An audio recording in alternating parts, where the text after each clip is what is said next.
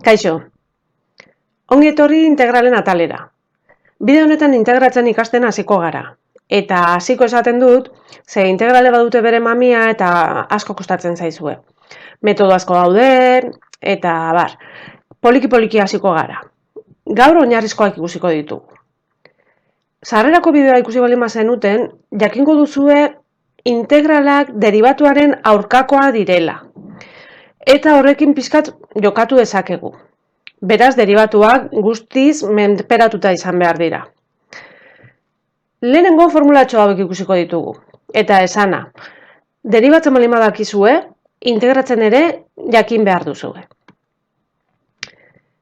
Lehenengo formulatxoa. Integrala kosinu izarena d isa da berdin sinu isa gehi k. Lehenengo gauza. Ikur hau integralarena da. Gero izango dugu funtzio bat, eta gero beti izango dugu d isa. Berez erregina badauka. Eta ja, integratzen dugunean, ikurra eta d isa desagertuko dira. Eta beraz, honek esaten digu, integrala dela sinu isa. Gehi k. Zer esan nahi du k honek? Bueno, esan dugu deribatuak eta integralak aurkakoak direla. Horrek esan nahi du, zati hau deribatzen baldin badugu, hau emango digu, hau da, sinu isaren gehi karen deribatua izango da kosinu isa. Eta horrela da, sinuren deribatua da kosinu isa, eta k da zenbaki bat, konstante bat. Edozein konstanteren deribatua, gogoratzen baldin baduzue, da 0. Beraz, horregatik k hau beti azalduko zaigu. Integratzen dugunean, beti integral mugagabeetan, beti gehi k hori ipini behar duzue. Bai, orduan, sinuren deribatua kosinu zenez, orain kosinuren integrala sinu da. Honek badakit batzuetan ere lioak ekartzen dituela, baina bueno, bat jakinda beste guztiak irtetzen dira. Jarraitzen dugu, sinuren integrala. Sinuren integrala da minus kosinu isa, gehi k. Eberizaren integrala. Eberiza deribatzerakoan berdin geratzen zen. Integratzerakoan ere, eberiza gehi k. Integrala a berriza. A da beste edozein zenbaki. Berriza daukagunean, esaten digu honek dela a berriza zati ln a gehi k. Zer esan nahi du? Adibidez, baldin badaukagu. 3 berrizaren integrala, bere emaitza izango da 3 berriza zati ln oinarrena 3. Eta beti ipiniko diogu gehi k. Beste bat oso garrantzitsua. Bat zati izaren integrala da logaritmo nepertar izarena. Logaritmo nepertararen deribatua hau zelako. Beraz batzuetan, hau ikusten baduzue, ez baldin badakuzue zein den, pentsatu noren deribatua den. Eta azkenik daukagu. Integrala bat zati bat gehi zakarratu d isa. Hau ere, ikasi egin behar da.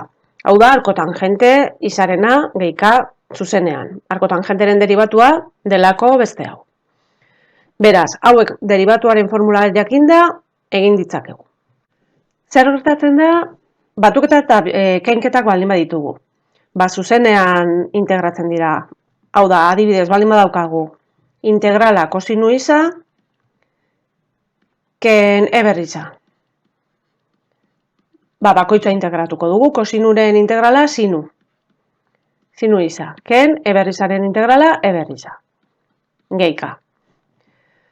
Gehiago, zer gertatzen da zenbaki bat baldin badaukagu integralaren barruan, biderkatzen. 3 kosinu isa, adibidez. 3 hori, kanpora atera ezakegu, integraletik kanpo. Hemen ipiniko dugu, kosinu isa, d isa, eta biderkatzen egongo da. Eta orain, kosinuren integrala, sinu. 3 bider, sinu isa. Gehi k. Hau, askotan, zuzenean egin daiteke, hau da, baldin badaukagu. Bi berrizaren integrala. Jarraian egin dezakegu bi eta berrizaren integrala, berriza. Gehi k. Biderketak eta zatiketak ja desberdin egiten dira. Baina batuketak, kenketak eta zenbaki batekin biderketa zuzenean egin daitezke. Goazen orain hurrengoekin. Hauek garrantzitsuenak dira. Berreketak. Bueno, daukagu hemen bat zati isaren integrala oraintxe esan duguna. Baina gero hemen daukagu isa berrene dela isa berrene gehi bat, zati gehi bat, gehika. Hau da, honek zer esan nahi du? Honek baldin badaukagu isa karratu adibidez. De isa. Gogoratu deribatzen genuenean egiten genuela zenbakia berritzailea jaitsi biderkatzen eta eginken bat. Orain aurkakoa denez, egingo dugu gehi bat, horregatik ene gehi bat, hau da bi gehi bat, zati bi gehi bat. Bider izan beharrean, zati. Hau da, isa berriru, zati hiru. Geratzen zaigu. Hau gero ja, zuzenean egingo dugu orokorrean. Baldin baditugu, adibidez, hiru isa berbi, ken lau isa gehi bat.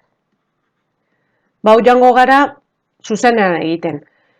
Esan dugu, zenbakie konstanteek ez dutela eraginik, beraz, ipiniko dugu. Hiru eta integratzen dugu isa berbi. Isa berbi integratzen dugu gehi bat eginez, berriru, zati hiru. Ken lau isa, hemen ez baldin badu zer ipintzen, bat da. Gehi bat, bi. Zati bi. Gehi bat. Baten integrala da isa. Nola ikusi hori? Bueno, era asko daude, baina, ari gara denbora guztian, isa bat haunditzen, isa bat gehitzen. Orduan bati isa gehituko genioke. Eta beste era batera ikusita, nork dauka bat deribatu bezala? Isak. Isaren deribatua delako bat. Beraz, bi era horietara, baten integrala izango da isa, gehika. Eta horrela ia polinomio guztiak egin ditzakegu, eta hauek ia garrantzitsuenak dira, integral mugatuak ikusten ditugunean, gehienak polinomioekin izaten dira. Hurrengo kasua.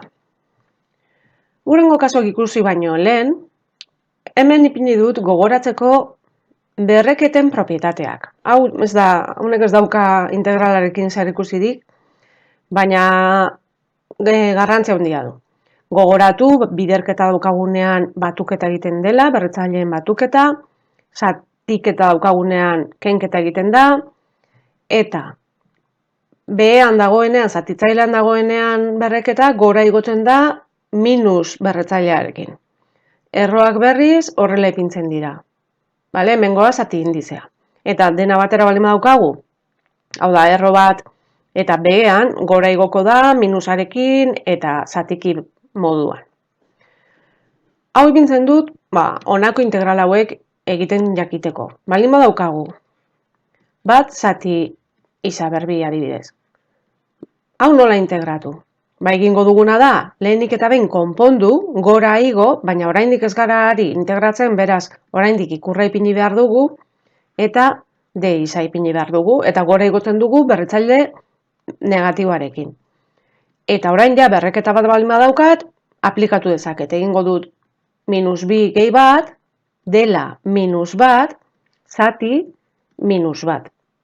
Eta orain ja integratuta dago, gehika ipini dezakegu. Baina ez dago oso ondo, orduan konpondu beharko litzateke. Konpontzeko berriro egingo duguna, propietate hauek, baina alderantziz. Minus baldin badaukagu berritzaile bezala, behera joango da. Orduan, ipiniko dugu, hemen behan daukagun minus bat hau. Minus bat ipiniko dut oraingoz. Eta izaber minus bat, jaitziko dela bera, izaber bat bezala. Izaber bat. Eta goian bazar ipini behar dugu, bat. Hau da, minus hau, edo hau, hemen kanpoan ipini daitezke.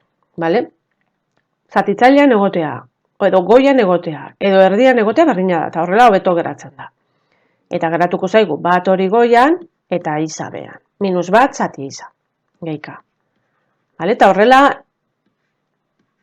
edozein berreketa, gora igo, izaber minus hiru, oraindik ez dugu egin, bakarrik konpondu egin dugu, minus iru gehi bat, minus bi, zati minus bi, eta orain berriro konpondu, minus hau hemen kanpoan hobeto, behan bi hau hor zegoelako, eta izaber minus bi, jaisten dela, izaber bi bezala. Eta goian bat ipini beharko jo. Hor ja integratuta daukagu.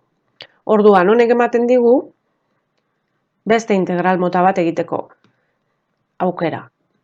Adibidez, baldin badaukagu, iru izaber iru, ken bi izaber bi, gehi iru iza, gehi lau. Guztia zati iza. Honen integrala nahi dugu. Bueno, lehenik eta behin joango garena egiten da, zatiketa hau, zatitu. Hau da, hemen egingo genukenaz izango zen. Guztiak zati iza. Pauso luzetan egingo dut. Hau izango zen, iru izaber iru, zati iza. Ken bi izaber bi, zati iza, gehi iru iza zati iza, gehi lau zati iza. Oraindik ez dut ezer egin, bakarrik konpondu. Beraz, jarraitzen dugu, eta oraindik ere ez dut egingo. Egingo dudana da simplifikatu. Geratzen zait. Iru izaber bi zati iza, jaten da iru iza. Hau berriru zen, barkatu, Hau berriru zen, iru iza berbi. Ken, hemen hau bai zen berbi, hau joango dira, bi iza. Hau joango dira, gehi iru, eta hemen arazo bat daukagu. Bueno, lau zati iza geratu zaigu. Orduan, ez baldin bagara zerbait eta ohartzen, egingo duguna da, konponduko dugu, goian egin ditugunak bezala. Hau da, izaber bat behan baldin badaukagu, igoko dugu ber minus bat bezala. Eta hasiko gara integratzen.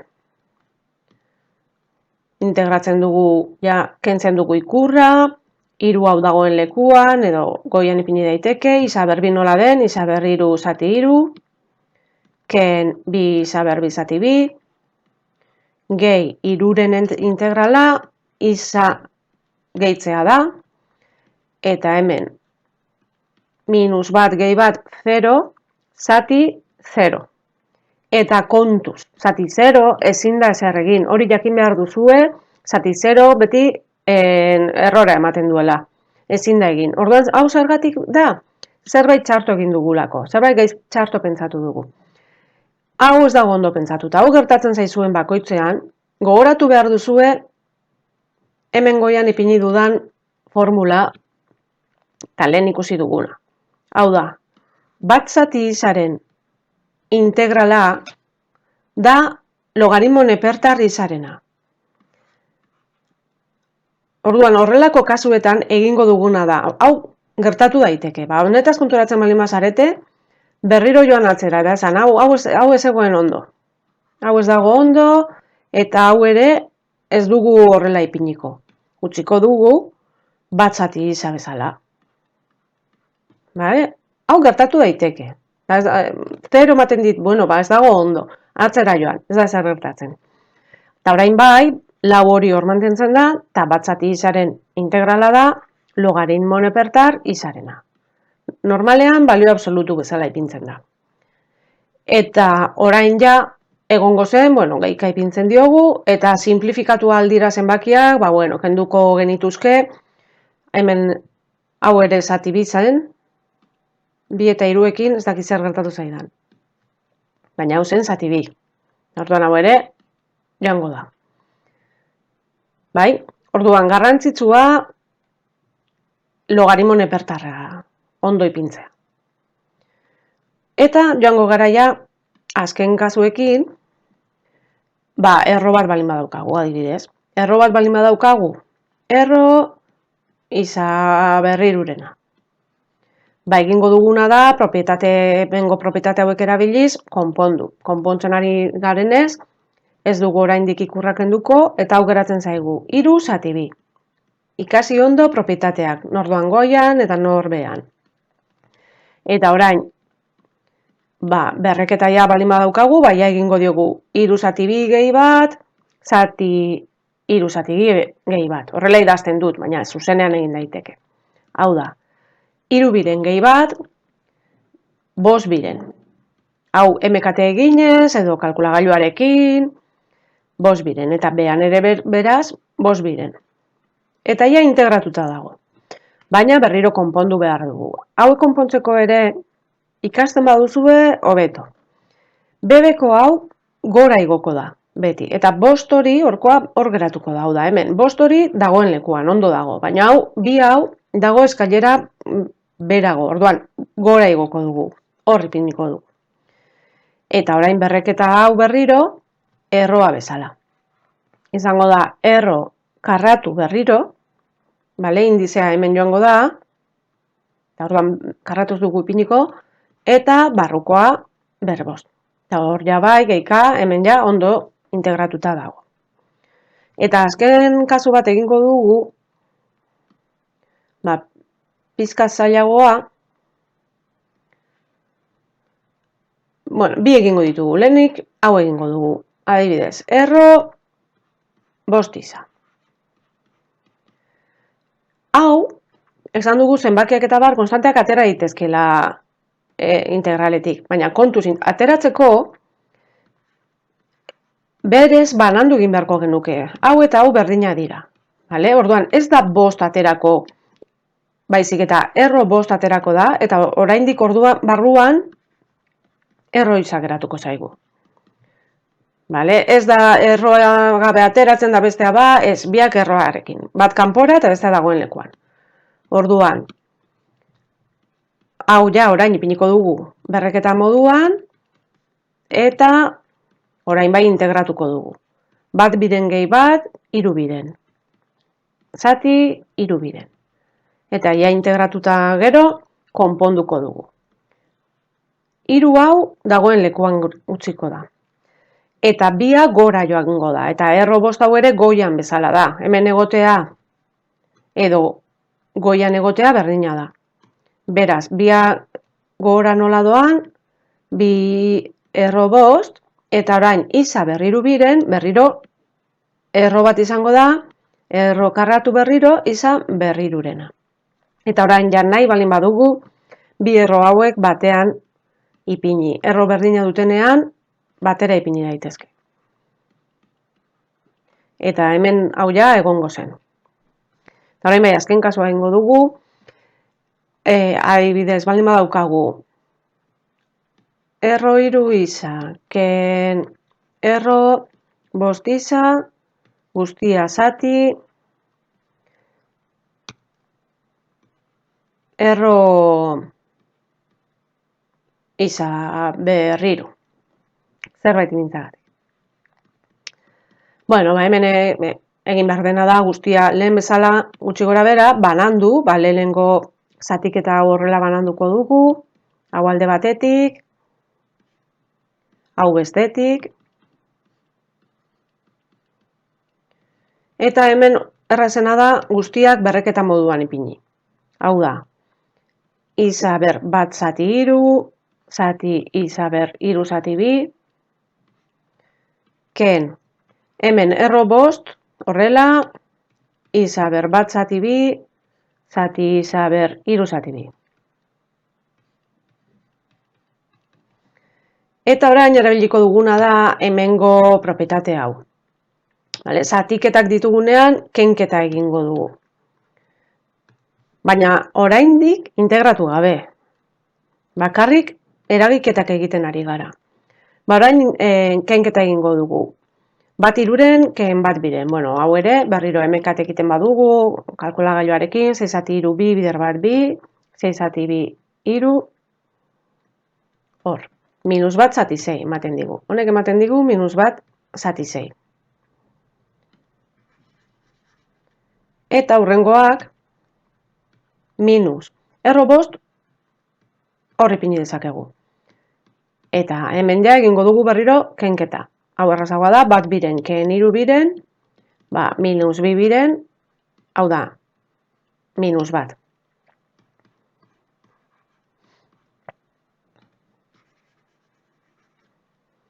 Eta orain bai integratzera joango gara. Lehenengoa, berreketa, -1 zeiren, orain egin behar dugu, -1 zeiren, gehi bat. -1 zeiren gehi bat da 5 zeiren.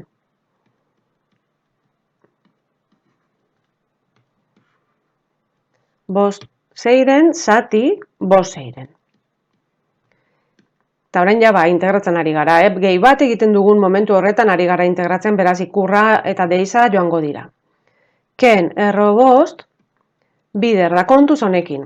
Iza ber -1, horrela egin dugunean horrela irten zaigu, iza ber -1. Eta berriro, egiten baldin badugu gehi bat, ematen digu ber 0, zati 0, eta esan dugu ezin dela egin. Orduan, zer gertatzen da, iza ber -1 hau dela bat zati iza. Eta beraz, bere integrala eta ja integratzen ari garen, hemen ja integrala ipini behar dugu da ln izarena. Eta ja integratuta egongo zen. Azken pausoa egiten baldin badugu, hobeto ipintzeko, 6 hau gora, 6 hor, 5 hemen, eta hemen berriro erroa, erro 6, iza ber 5. Ken erro 5, ln iza. Gehika. Eta orain bai, ikusi ditugula ia kasu guztiak. Hau pizkat zailena zen, gogoratzen baldin baduzue, hemen poliki-poliki guztiak ikusten joan gara. Beraz, honekin ja integratzen has zaitezkete. Hurrengo bideoan, pizkat ja salduko dugu eta poliki-poliki joango gara metodo guztiak ikusten. Hurrengo bideora arte, asko ikasi, aio!